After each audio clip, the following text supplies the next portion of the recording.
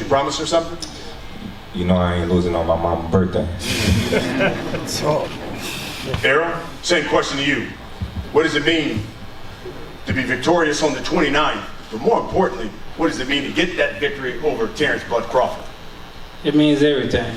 I mean, I feel like I've done everything I said I was going to do. And now the only thing last thing to do is to beat Terence Crawford. Yeah, he's a great fighter, has great ability, great willpower. But he's a great man too, but I'm a breaker.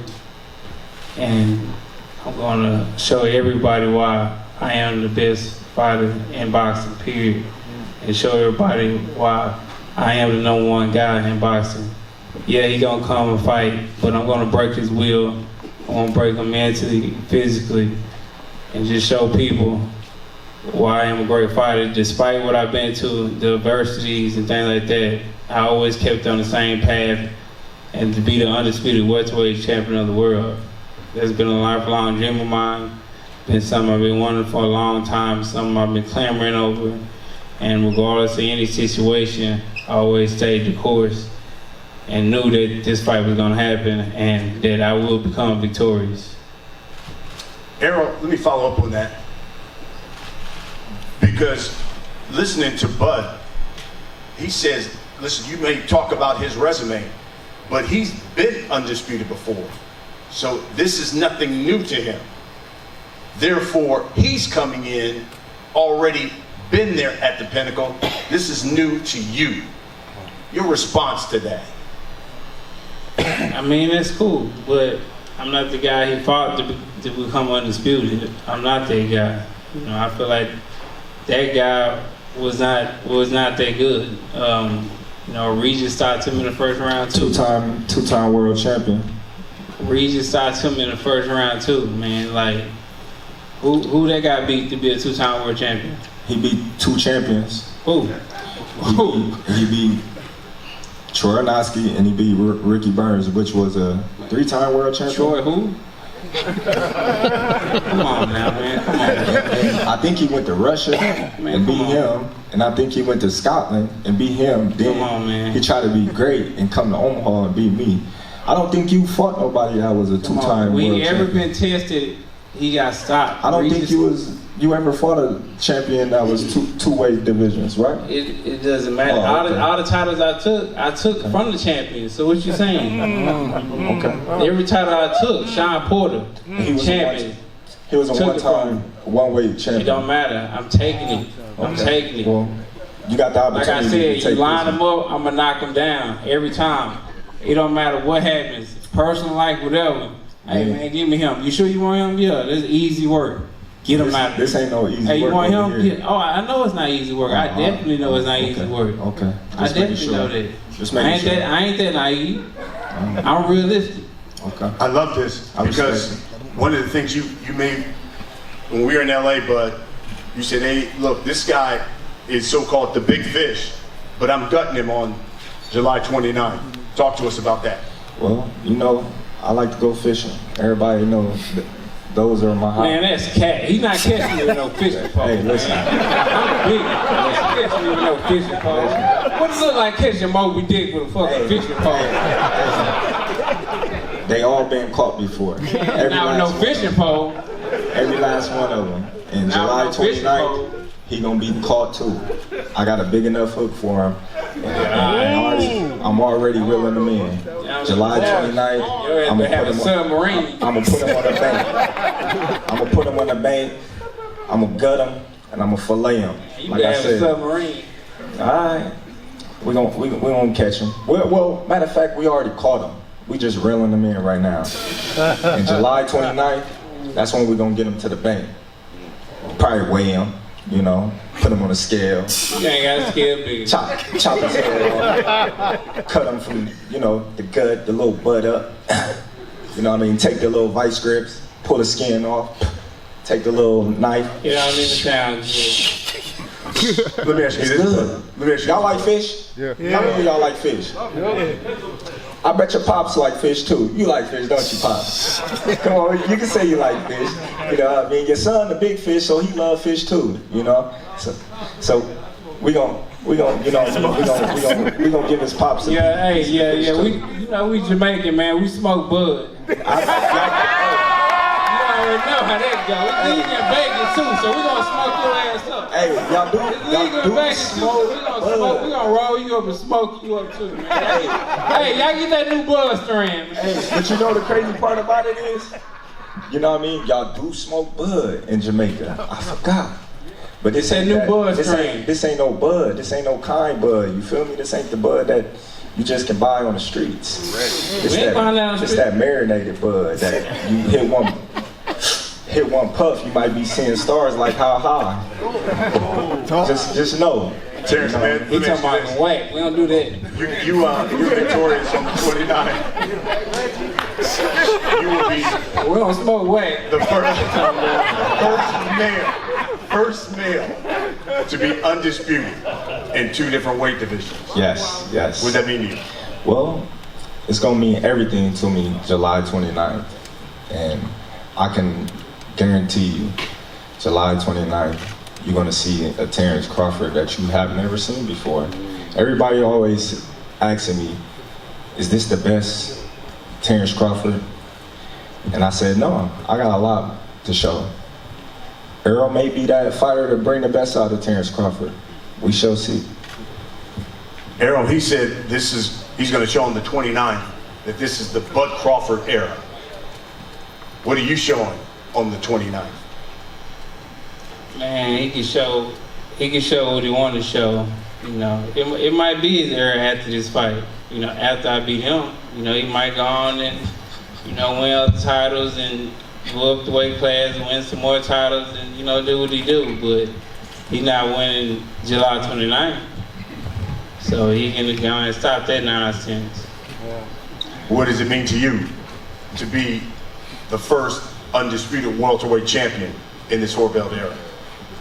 It's great. I mean, it means everything. This is what, you know, we lace up the gloves for. This was, we used to watch, you know, as an amateur, you know, I used to always watch the old school fights and, you know, just glare them over and be like, man, one day I'm going to be in a fight like that.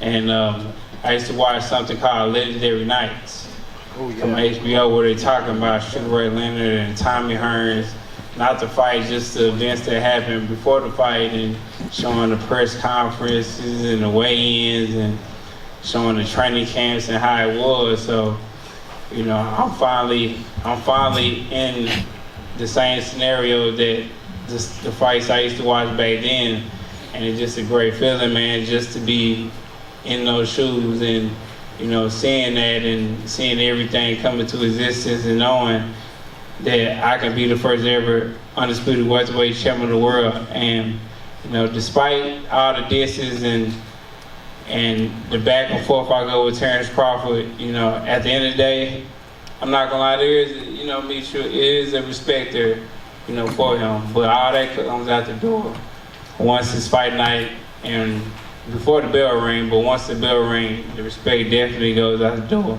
And it's wartime. It's time to fight. It's time to put on not only a great show, but it's time to prove everybody why I am a dominating fighter. Guys, I only really have one question for you.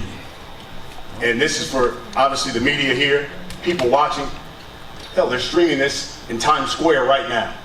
So for all those people in New York City, all across the country, people spend their hard-earned money, pay this pay-per-view, come out to Las Vegas. Terence Bud Crawford, what can you guarantee they're going to get on July 29th? Because Errol Spence Jr. says he's breaking your will that night. Well, that makes for a great fight. So, July 29th, everybody, if you ain't got a ticket, if you didn't get a chance to get a flight to Vegas, buy the pay-per-view. You got 2 young, hungry lions going head-to-head for the throne. Errol Spence is a tremendous fighter. I'm a great fighter. He's accomplished a lot at the welterweight division. I accomplished a lot in the sport of boxing as a whole. This is a fight that everybody's been yearning for, and me and Errol coming together and making this fight for y'all, knowing the type of styles we both bring in to the table and the caliber of experience and technique that goes forth into training and coming to put on a great performance for you guys. He's going to bring it. I'm going to bring it. He's going to try to break my will like he said he is. I'm going to try to break his face. So that makes for a great, exciting fight. You know, he's always in exciting fights. Me, myself, I'm always in exciting fights. And the best man will win July 29th by the pay-per-view. Let me cut to the chase. You've stopped everybody you faced at 147. Do you stop Errol Spence Jr. on July 29th? If he get out of line, I swear to God, he gonna be the number 11. Errol Spence Jr., same question. For all those people coming out to Vegas, buying the pay-per-view, this man says, you get out of line, he's stopping you. July 29th, what can you guarantee these folks are going to get on the 29th of July? Well, he already know I'm getting out of line. I've been getting out of line my whole life, so it is what it is. I'm about to put you in your place. Hey, you're going to have to try. You're going to have to try, I guarantee you that. But like I say, man, y'all got to come out and support this fight. You can come to the fight or order the fight, man. We got to support these fighters out here. I'm gonna tell y'all stories out at LA Fitness, and I was running, and then a guy had stopped me. He was like, "Man, I bought your high-end shirts," and and he was just talking about how my shirts was high, and I was talking to him. We was just chopping it up, and I was like, "That's crazy. You complain about my shirt, but I'm sure if you go out, you go somewhere nice, you'll buy a Louis Vuitton shirt for $800, $1,000, and you never complain." And that same guy who owned Louis Vuitton and own these high-end fashion places wouldn't even give you the time of day or even talk to you like I'm talking to you, right now. So, I mean, I'm just asking everybody to show some support and show people and show, the business boxing people and everybody that that it is a reward in taking risks. Just like how you go to these basketball games, football games, and pay $20,000 to sit front row and get these seats and nobody's complaining. Support these fighters, man. Because this is how they earn their living. They literally putting their life on line to give y'all a great show. They literally losing brain cells and could lose their life for y'all. So, support us, please. Come out to the fight, watch the fight. Everybody talk about this fight. These are two great fighters fighting each other. We're bringing it back. It's been a great year for boxing. And for me, this is the best fight in boxing, especially style-wise. So let's just everybody tune in, man. It's gonna be a great showing by me. I'm sure he gonna put on a great show and try to put on a great performance. But like I said, I'm the biggest. He ain't catching me with no damn fishing pole. I'm flipping his whole boat, I'm sinking him. Better come with a submarine, USR, China, everything. Cause like I said, man, I'm the biggest shark. I'm Moby Dick. I'm the king. Ain't nobody stop me. Strap season, man down. Make sure y'all tune in. Y'all gonna see another great show, another performance.